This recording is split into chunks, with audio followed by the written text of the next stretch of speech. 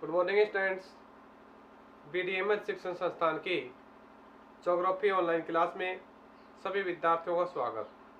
बच्चों, आज से जो पूर्व की कक्षा थी हमने उसमें राष्ट्रीय उद्यान की बात की थी, अभ्यारण्यों की बात की थी। 3 अभ्यारण्यों की बात, राष्ट्रीय उद्यान की बात की थी। रणथंभौर राष्ट्रीय उद्यान जो सवाईमाधोपुर में रणथंभौर के चारों ओर फैला हुआ है, 392 वर्ग किमी क्षेत्र में फैला हुआ है। यहाँ बाघ, बघेरे और रीछ घूमने को देखते हैं, मिलते हैं। नीलगाय, मगरमच्छ और भालू भी यहाँ देखने को मिलते हैं। इसके अलावा केवलादेव राष्ट्रीय उद्यान है। यहाँ एशिया का सबसे बड़ा पक्षी प्रजनन केंद्र माना गया है। ये भरतपुर जिले में स्थित है। 29 किमी क्षेत्र में फैला हुआ है। यहाँ पर 11 किमी लंबी झील है। यहाँ 113 प्रजाति विदेशी है और लगभग 352 प्रजाति भारतीय हैं। अंतर्राष्ट्रीय पक्षी सफेद जो सार्स होता है, साइबेरियन क्रेन जो सर्दियों में प्रवास करता है, यहाँ देखने को मिलता है। इनके अलावा यहाँ मोर, चकवा चकवी आदि देखने को मिलते हैं केवलादेव राष्ट्रीय अभ्यारण्य में। मुकुंदरा हिल्स जो अभ्यारण्य है, ये है अभ्यारण्य केंद्र सरकार ने मुकुंदरा हिल्स के जो दर्रे हैं उन दर्रों में विकसित किया। इसकी मंजूरी 2011 में प्रदान की गई। यह कोटा और चित्तौड़गढ़ जिलों में फैला हुआ है, 200 किमी क्षेत्र में है। यहाँ चीते, बाघ, सुअर, जंगली जानवर आदि पर्याप्त मात्रा में पाले जाते हैं। अब बात होती है कि राष्ट्रीय जो उद्यान है मुकुंदरा हिल्स, ये पहाड़ी और वनीय भागों में है। मरु उद्यान की बात होगी, मरु उद्यान स्थिति, उसके बाद सरिस्का वन्यजीव अभ्यारण्य। तो राष्ट्रीय उद्यान मरु उद्यान,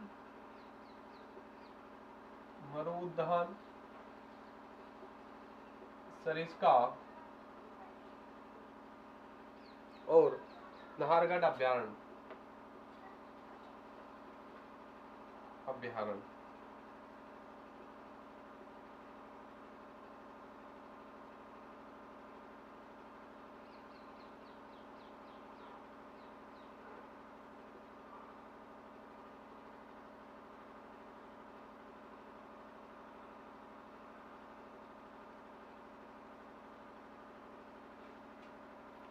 तो बच्चों, मरु उद्यान जैसलमेर में स्थित है।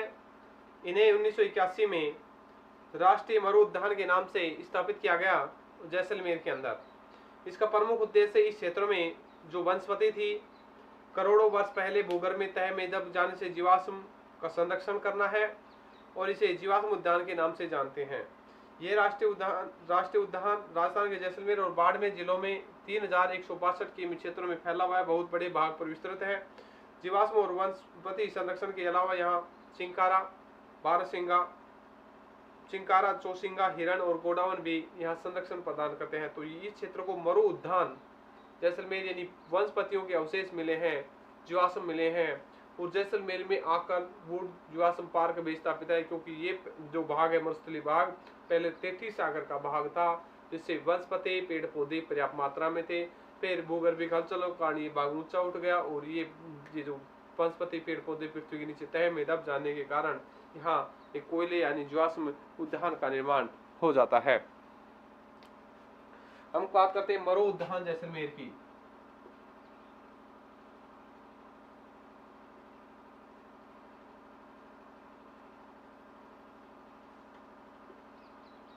मरु उद्यान, यह उद्यान 1981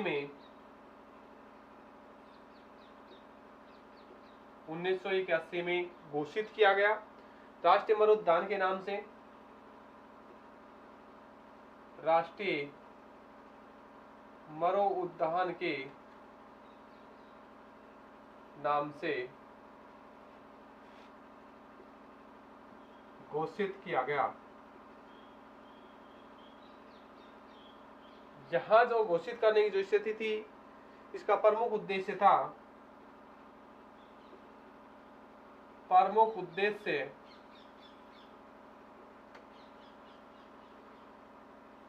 वनस्पति जो जीवाश्म है, वनस्पति जीवाश्मों का यहाँ संरक्षण, जीवाश्म का जो करोड़ों वर्ष पहले भूगर्भिक हलचलों के कारण पृथ्वी की तह में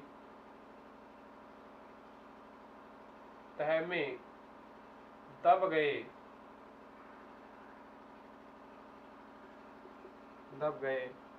और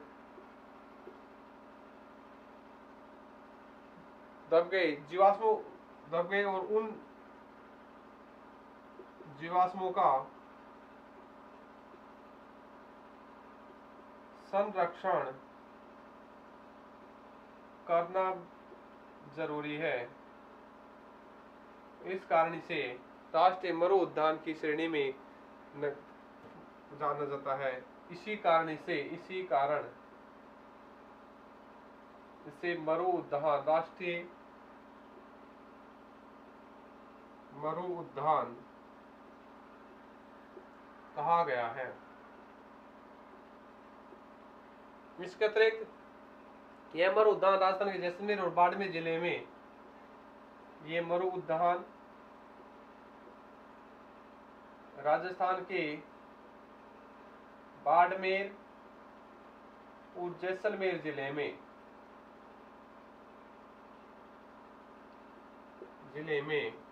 3162 वर्ग किमी क्षेत्र में फैला हुआ है।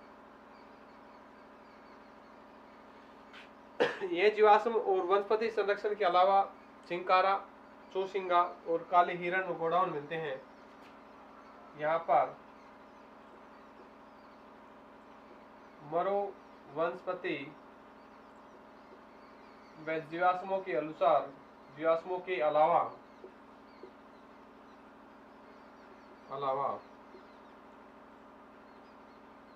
चिंकारा,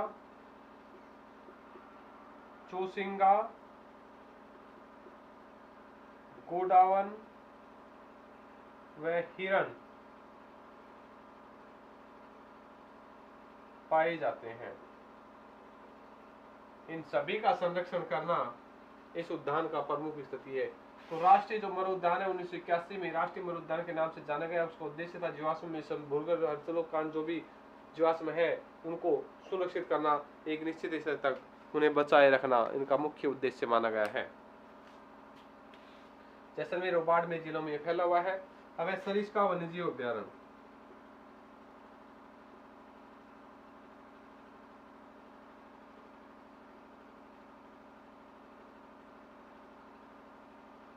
तो बच्चों, सरिस्का जो वन्यजीव अभ्यारण्य है ये टाइगर प्रोजेक्ट के नाम से जाना जाता है। अलवर जिले से जिला मुख्यालय से 35 किमी दूर सरिस्का नामक स्थान पर वन्य जीव अभ्यारण्य स्थापित किया गया है। राज्य सरकार द्वारा इस अभ्यारण्य को 1955 में विधिवत अभ्यारण्य घोषित किया गया था और 1990 में इसी राष्ट्रीय के स्तर के रूप में बनाया गया, जो केंद्र सरकार की एक परियोजना थी। उनमें शेर, चीता, बाघ, सांबर, नीलगाय, जंगली सुअर, काला हिरण और लंगूर आदि यहाँ स्थापित किए गए और पक्षियों का भी निवास स्थान माना है। सरिस्का में बाघों की संख्या नगण्य हो जाने पर रणथंभौर राष्ट्रीय उद्यान से यहाँ बाघ परियोजना जाती है। सरिस्का वन्यजीव अभ्यारण्य इसे टाइगर प्रोजेक्ट के नाम से भी जाना जाता है। इसे टाइगर प्रोजेक्ट के नाम से जाना जाता है। सरिस्का अभ्यारण्य अलवर जिले से 35 किमी दूर सरिस्का स्थान पर स्थित है।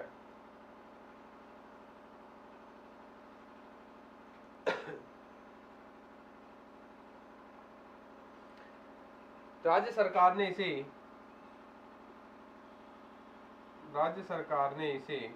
1955 में विधिवत रूप के आधार पर विधिगत रूप से निर्मित किया। इसके अलावा 1990 में केंद्र सरकार ने राष्ट्रीय उद्यान बाघ परियोजना के रूप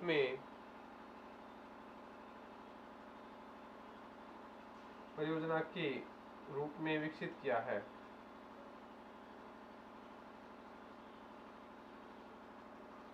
इनके अलावा यहाँ बाघ परियोजना के रूप में शेर बघेरे,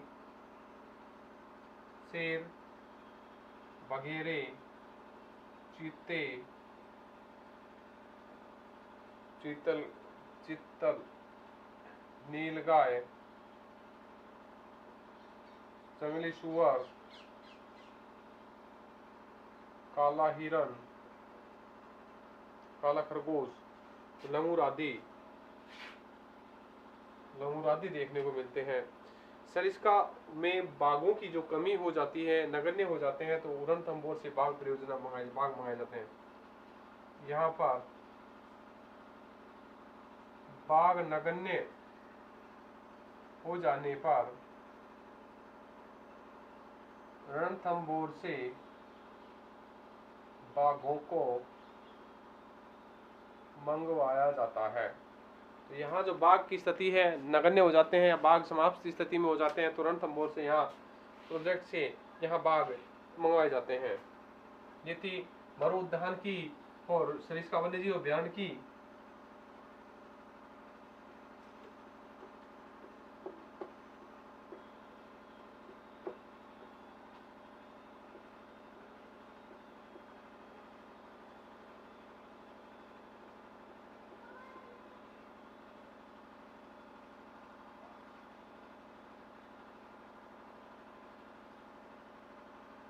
अब हम बात करते हैं नाहरगढ़ वन्यजीव अभ्यारण्य।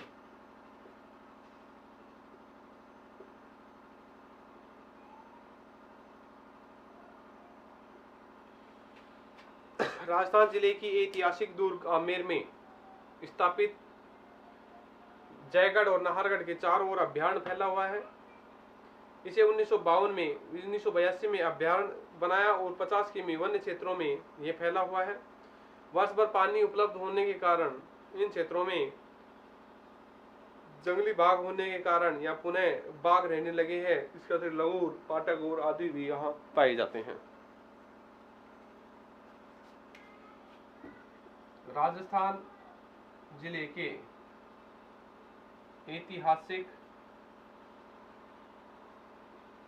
ऐतिहासिक दुर्ग आमेर में जयगढ़ एवं नाहरगढ़ के चारों ओर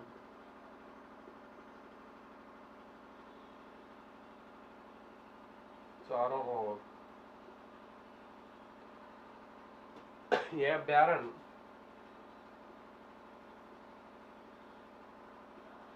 स्थापित है।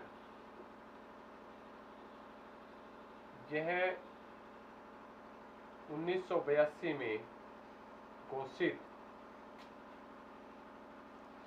जो 50 किमी वन्य क्षेत्र में फैला हुआ है।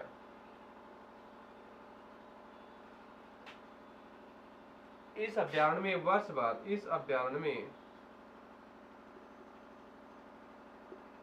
वर्ष भर पानी की सुविधा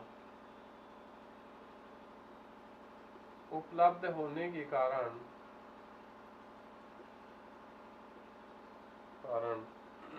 यहाँ पर बाघ रहने लगे हैं।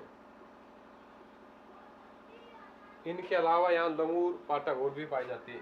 इसके अतिरिक्त